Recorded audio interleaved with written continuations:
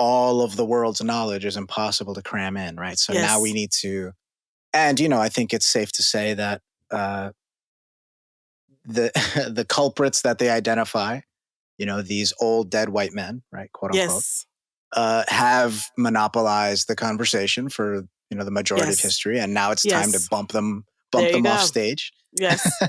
So, obviously I think that's a reasonable concern. It's a reasonable point of view to have. I think we would probably disagree with the methodology for fixing that problem, right? Yes. But what do you think? What do you think about that? I think you and I are feeling the same way. We don't want to throw out the text. I have this cartoon in my head. I think I'm going to get somebody to draw it for me, where I have this cartoon, if you can visualize it, of a selection of great texts. Maybe there's, Plato's Republic or Aristotle's Poetics or whatever. And they're kind of like in cartoon form with arms, legs, and a face. And there's this angry mob of diverse people running after them. And they're saying, "What did I do? I'm just being a book." And I'm saying that I think our anger and our frustration is directed at the wrong place. I think that the direction of our frustration should be at curriculum design. It should be at teachers, school leaders, educational curriculum publishers, and just that whole field of education, rethinking how we teach literature and reading and history, so that it doesn't get rid of anything, but it brings in more to the conversation. And I do want to say this: we also have to it's okay to study the West. And I know it's going to make people mad at me. I hope no one thinks I'm Uncle Tomming my way through this conversation. I'm not.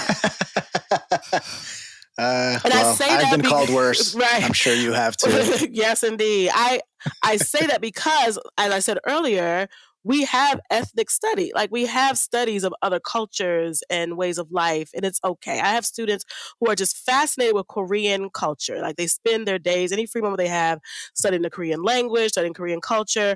And I'm not going to say that, well, you're Black, you shouldn't be studying that. We all find ourselves interested. And for some reason, this chocolate woman found an interest in the Western canon and classics. I don't know why, but I did, and I'm not ashamed of that.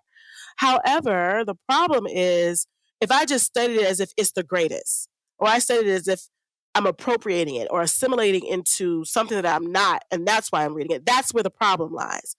But if I'm reading it and I'm trying to see where my people have intersected with it, how it has inspired other people around the world, whether they be more people from Europe or people from the West or people from, other people from the West, or Black culture, African culture, Brazilian culture, as I said, with Paulo Freire. Like, that's when we should see it's when we study it for the intersectionality.